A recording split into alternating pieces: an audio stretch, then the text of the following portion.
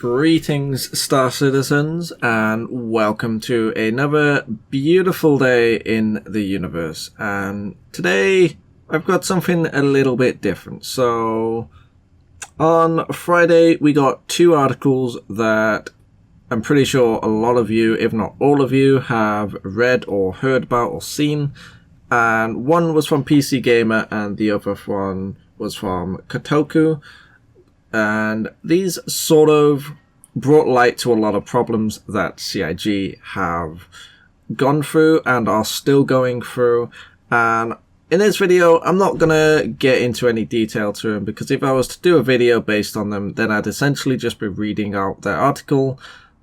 So what I thought would be a little bit more interesting would be to compare gameplay from 2012 to gameplay from 2016.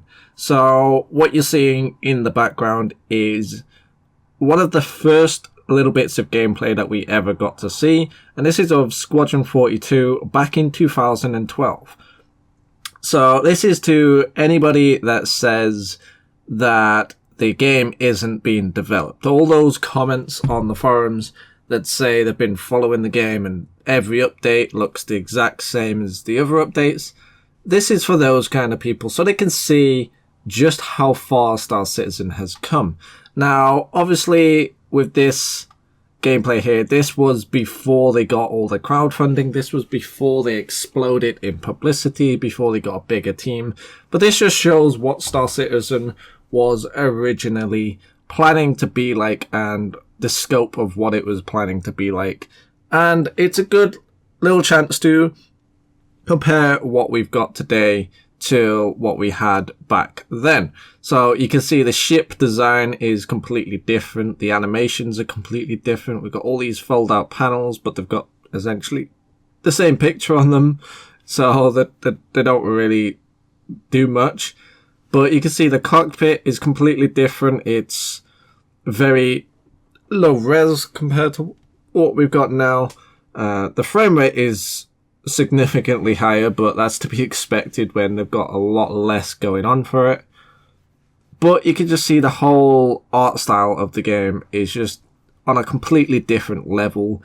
And with this gameplay, you can see the indie side of Star Citizen. So obviously, originally, Star Citizen was an indie game. It wasn't a AAA game, and I know today it technically isn't a AAA game, but I consider it AAA just because it's got the team, it's got the funding, it's got the budget, it's got everything that a AAA game would have. So to me, it is a AAA game.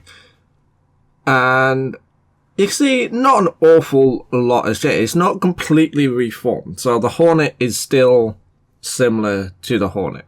It's still got the same sort of style to it. The ships still have the same sort of style to it. The gameplay still has the same sort of going for the same sort of area.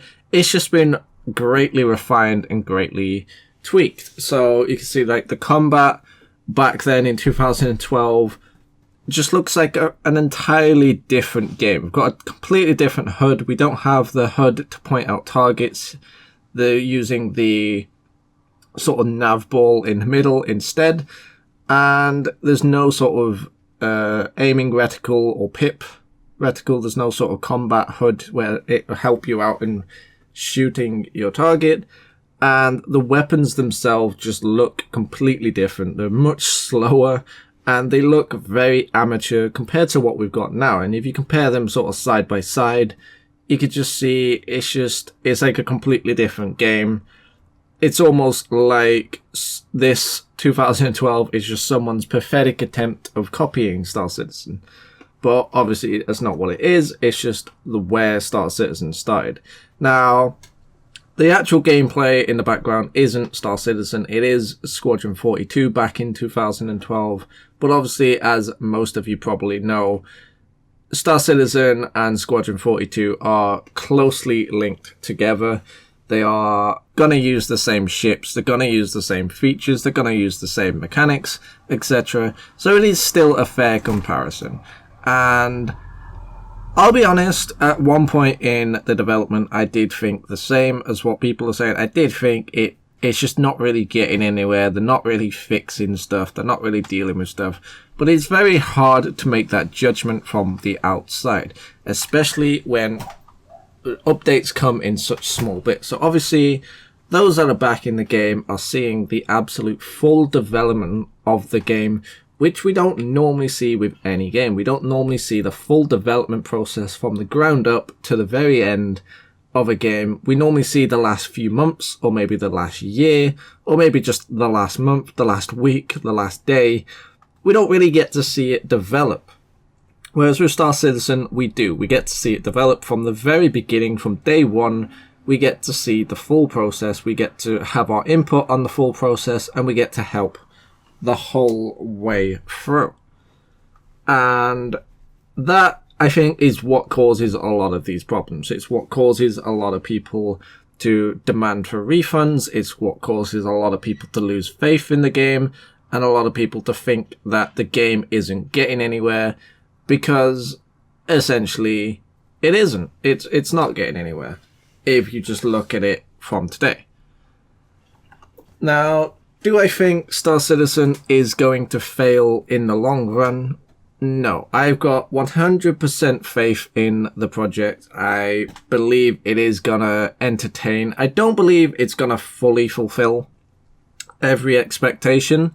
I don't think it's gonna be absolutely everything that everyone's dreaming of. I don't think it's gonna fully envision Chris Roberts' dream. I think there's gonna be a few things that will be left out. There's gonna still be a few issues to iron out, even when the game's released. But I still think it will be an extremely enjoyable game, and I still believe that we'll have tons of fun on the game. But that is all for this video. I hope you found it interesting looking back at Star Citizen 2012 and comparing it to what we have today, and I will see you guys in the next video. Laters taters.